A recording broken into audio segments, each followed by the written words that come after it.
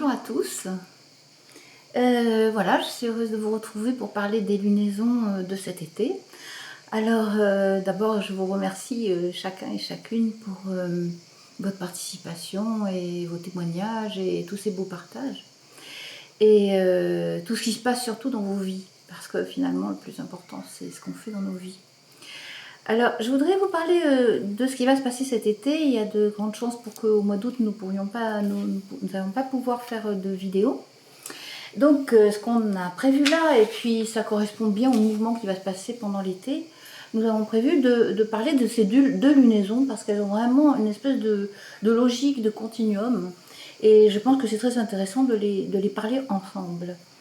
Alors, voilà, on va démarrer avec la lunaison déjà qui démarre à la fin de ce mois de juin, la lunaison de juillet. Donc je vais vous montrer ça déjà très rapidement, de manière à ce qu'on puisse très vite rentrer dans le sujet. Ces deux lunaisons sont des lunaisons extrêmement importantes et qui sont vraiment des gros tournants au niveau de ce qui va bouger au niveau mondial.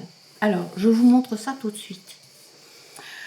Au moment de la nouvelle lune, donc du mois de juin, qui se produira le mercredi 29 juin à 3h53 heure française, nous avons une nouvelle lune qui démarre en Cancer, à 7,23 du Cancer, qui est conjointe à la lune noire et qui va faire un aspect dissonant avec Jupiter. Alors, qu'est-ce que ça veut dire ? Déjà, on pourrait dire que cette nouvelle lune démarre comme une espèce de mise en scène, de quelque chose qui est un petit peu théâtral et qui camoufle, je dirais, ce qui se passe en profondeur. Il va y avoir quelque chose d'un peu spectaculaire, je dirais, pendant cette lunaison, c'est juste le début, mais petit à petit, pendant tout l'été, on va avoir des masques qui vont tomber, on va avoir des coups de théâtre et on va avoir des situations complètement inattendues qui vont d'un coup faire comme si les situations étaient en état de retournement systématique. C'est-à-dire qu'on va avoir comme des espèces de situations où au départ ça a l'air normal, ça a l'air à peu près en place, et puis d'un coup ça va s'ébrécher, ça va se fêler, et on va voir ce qu'il y a derrière les masques. Alors je vais vous dire qu'il va y avoir du spectacle et qu'il va y avoir beaucoup de choses à voir et que je vous invite à être très attentif à ce qui est en train de se produire. Donc la lunaison démarre en Cancer avec simplement un aspect avec Jupiter, ce qui pourrait être finalement assez spectaculaire et assez dans l'image et assez dans le théâtre. Mais il faut bien se dire, et là je vais vous montrer de plus près, venez vous rapprocher. En vérité, ce qui se passe pendant cette lunaison, c'est-à-dire qu'on va avoir d'abord un ascendant Gémeaux. Un ascendant Gémeaux, ça veut dire qu'il va y avoir une dualité dans ce qui va se présenter. Mercure, qui est le maître du Gémeaux, se retrouve au carré de Neptune, ce qui parle de voile, ce qui parle de mensonge, ce qui parle de déni. C'est-à-dire qu'il va y avoir du verbe, mais du verbe menteur. Et ce verbe menteur va cacher, va essayer de camoufler des choses beaucoup plus profondes qui se produisent. Alors, parmi, je dirais, le deuxième visage qui est caché derrière ces masques, c'est très vivement indiqué dans cette lunaison, c'est-à-dire qu'on a Mars en bélier, fin bélier, qui fait un aspect dissonant avec Pluton. Cet aspect-là, on va le retrouver en nouvelle lune et on va le retrouver en pleine lune, puisqu'on va avoir aussi Mars carré Pluton. Alors, qu'est-ce que ça veut dire ? Mars va être très important pendant tout cet été, parce que Mars, qui parle d'action, et donc qui parle d'action, de réaction, mais aussi de concrétisation des choses, ça veut dire qu'il va y avoir beaucoup de combats, de débats, d'actions brusques, violentes, mais d'actions troubles aussi. Alors, Mars en bélier qui se retrouve au carré de Pluton, ces deux planètes, c'est les planètes de l'instinct, de la pulsion, et en fait, quand elles sont en aspect dissonant, on parle d'énergie. L'énergie, elle n'a pas d'intention par elle-même, c'est-à-dire qu'elle va être saine et constructrice quand elle passe dans un circuit qui est sain, et elle va être déviante et destructrice quand elle passe dans un circuit qui est déviant. Donc en fait, cet aspect-là, Mars carré Pluton, parle des déviances. Ce qui est intéressant, c'est que en ce moment, au niveau de l'humanité, on travaille énormément sur nos zones d'ombre. Je vous remontre ça. Pourquoi je dis ça ? Dans le thème, on a l'axe des nœuds lunaires qui est dans l'axe Scorpion, Taureau. Le nœud sud qui parle du passé est en Scorpion et le nœud nord qui parle du Taureau et donc le nœud nord donc, qui parle de ce vers quoi on va est en Taureau. C'est-à-dire on part de nos zones d'ombre et on va essayer de retrouver le chemin de la vie. C'est ce sur quoi on travaille, c'est ce sur quoi toute l'humanité est en train de travailler, c'est-à-dire de déterrer ces zones d'ombre pour les assainir, pour les transmuter et pour se libérer en fait de ces parts divisantes qui finalement nous altèrent notre pas, altèrent aussi notre créativité et altèrent notre façon de nous déployer dans nos vies. Donc ces deux planètes-là, en ce moment, vont être en aspect dissonance, ce qui veut dire qu'il y a beaucoup de violence qui va pouvoir se manifester. Ça va se manifester par les somatisations, ça va se manifester par les conflits entre les gens, ça va se manifester par... Toutes les zones d'ombre vont ressurgir. C'est-à-dire on va avoir du monstre à ciel ouvert, sur tous les plans, dans nos vies personnelles, dans nos vies intimes, mais aussi dans nos vies collectives et au niveau mondial. Donc il va falloir s'attendre à ce qu'il y ait des choses étranges qui se donnent à voir. Voilà. Et ce que j'ai envie de dire, c'est que dans ce contexte-là de nettoyage des ombres, la meilleure solution, et je dirais la meilleure position pour en faire quelque chose qui puisse être vraiment créatif, c'est d'accepter. D'abord, éviter le déni, il n'y a rien de pire. Je pense qu'aujourd'hui, on ne peut plus se permettre d'être dans le déni. On est invité à accepter chaque défi que la vie nous propose, d'accepter les questions que la vie nous pose, et d'accepter aussi d'être bouleversé, parce que derrière ce bouleversement, il y a à chaque fois toujours une question qui est pertinente. Donc, à nous de trouver la bonne question, parce que souvent, si on n'a pas la bonne réponse, c'est qu'on n'a pas la bonne question. Donc ça, je dirais, s'il y a un mouvement sur lequel je vous invite à vraiment porter votre attention, c'est arrêter de vouloir toujours poser les mêmes questions, parce que si vous n'avez pas eu de réponse, c'est que vous n'avez pas la bonne question. Et donc cherchez plutôt la bonne question et n'hésitez pas à bouger avec votre esprit pour regarder les situations sous différents angles, de manière à pouvoir vraiment être créatif dans votre façon d'aborder les sujets. Voilà, ça c'est vraiment ce qui se passe au niveau de la nouvelle lune. Je vais vous parler de ce qui se passe au niveau de la pleine lune. Donc voilà, je vous invite à vous rapprocher à nouveau. Au niveau de la pleine lune, qui va se produire le mercredi 13 juillet à 19h39 heure française, on a la lune donc, qui est opposée au soleil, comme dans toute pleine lune, mais on a en plus la lune qui est conjointe à Pluton, et le soleil qui est conjoint à Mercure et à la lune noire. Alors qu'est-ce que ça veut dire ça ? Ça veut dire que finalement, Pluton, c'est la part de l'ombre. La part de l'ombre, c'est ce qui est caché, c'est ce qui est occulté, et c'est aussi la vérité qui est cachée sous les apparences. C'est la vérité la plus instinctive, la plus profonde, la plus incontournable. Et cette vérité qui est notre part sauvage, qui n'attend qu'une chose, c'est à ce qu'on la transcende, cette vérité de l'ombre va se manifester et émerger avec une grande envergure. Alors l'axe Capricorne-Cancer, c'est l'axe de l'être. C'est-à-dire ce qui nous est posé là, c'est qui sommes-nous ? Est-ce que nous sommes juste ce petit être qui est mortel et qui se débat dans ces problématiques de peur de perdre, de peur de ne pas obtenir, de peur d'être impuissant ?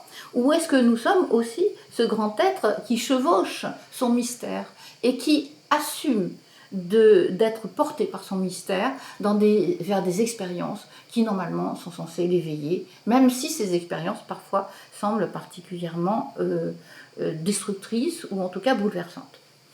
Et donc c'est exactement sur ce sujet que nous sommes invités.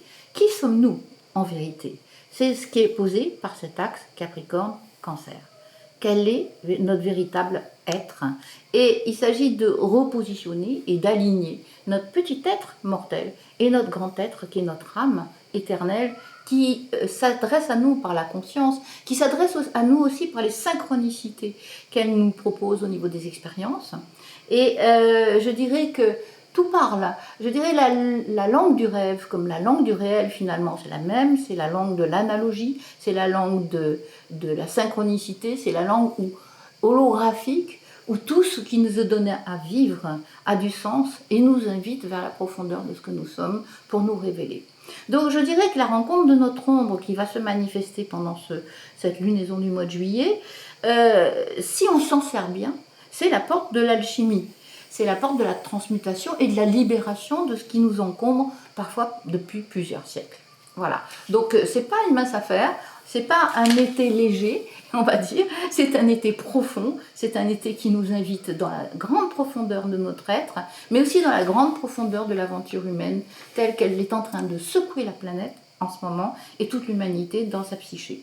Voilà, ça on va en parler de la pleine lune, et je vais vous parler de la suite, de ce qui va se passer donc dans la lunaison suivante, parce que c'est la suite logique. Alors, je dirais que tout à l'heure, je vous ai montré ce Mars qui faisait un carré avec Pluton, donc les deux planètes de l'instinct qui sont en dissonance ensemble. Ce qui veut bien dire qu'il a des énergies destructrices qui sont bien remontées à tous les étages et sur tous les plans.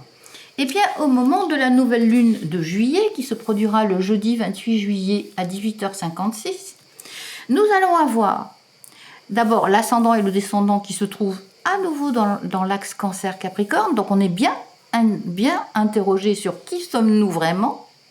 Est-ce que nous sommes le masque? Est-ce que nous sommes la fonction? Ou est-ce que nous sommes un être de mystère qui s'achemine au sein de ses expériences dans l'incarnation? Eh bien, au moment donc de cette nouvelle lune de juillet, nous avons le Soleil et la Lune qui se trouvent au tout début du Lion, à 5 degrés du Lion, 5 degrés 39, et qui se retrouve en opposition avec Pluton. C'est-à-dire ce qui s'est déroulé au moment de la pleine lune, où il y a eu l'émergence, la mise en lumière de notre zone d'ombre. Le Soleil éclaire la Lune, c'est-à-dire le conscient éclaire l'inconscient avec sa part d'ombre, avec sa morbidité. Eh bien, la lunaison qui suit repart de là.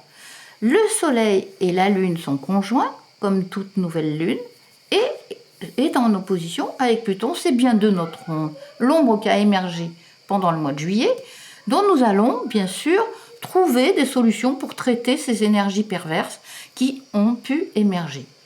Alors, à ce moment-là, nous allons avoir Mars, et c'est là où je pense qu'il y a le clou du spectacle pendant tout le mois d'août. Mars, qui a continué sa route, puisque Mars est une planète rapide. Mars s'est avancée, elle est partie du Bélier là au mois de juillet, et puis elle a avancé jusqu'en Taureau. Et en Taureau, que se passe-t-il? Mars vient se conjoindre à Uranus en Taureau et au carré de Saturne. Alors cet aspect-là est un aspect extrêmement important, mais aussi, je dirais, extrêmement dangereux. Dangereux dans le sens où tout ce qui est déviant va remonter comme dans un volcan. C'est-à-dire que ça va. C'est comme s'il y avait les plaques tectoniques étaient en train de travailler au point où on était sur un point de rupture. C'est-à-dire tout ce qui est déviant, tout ce qui est trop, tout ce qui est en rapport avec une mauvaise utilisation du pouvoir, avec trop de vouloir, avec une volonté qui est trop autoritaire. Eh bien, ces postures-là vont quelque part se craqueler et montrer leur vrai visage, qui est le visage du désarroi, de l'existence, de la peur de ne pas arriver à exister, que l'humain, dans sa petitesse, tend à se faire enfermer dans cette image-là, parce que je pense que le propre de l'être incarné, c'est d'avoir peur d'être impuissant et de ne pas arriver à obtenir et à réaliser ce à quoi il aspire. Eh bien, c'est sur ce sujet-là que nous allons nous retrouver être très interrogés. Et donc cet aspect-là, Mars, conjoint Uranus, conjoint le Nord en Taureau au carré de Saturne, c'est un aspect qui est extrêmement difficile, je dirais très totalitaire dans la tension que ça propose. Saturne est très en rapport avec la règle, avec la loi. Uranus est en rapport avec la rébellion et la révolution, ce qui veut dire qu'il pourrait très bien y avoir des lois qui puissent d'un coup apparaître et provoquer des mouvements de révolution, des mouvements de rébellion de la part du vivant.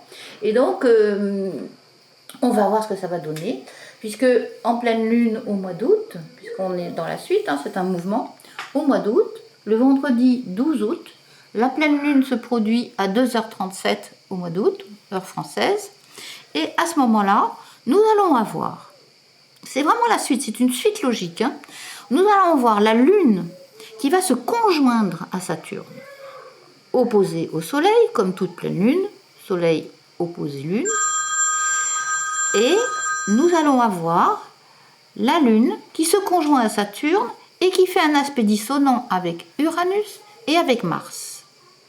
C'est-à-dire qu'en fait, voilà, la pleine Lune va amener de la manifestation. C'est-à-dire que la lunaison amène à ce que ça se concrétise, amène à ce qu'il y ait des événements qui manifestent ce qui est en train de travailler au niveau de la psyché individuelle et au niveau de la psyché collective. Ça veut dire que quand il va y avoir des planètes rapides, plus une lunaison, plus des aspects de planètes lentes, c'est 3 couches en fait, hein.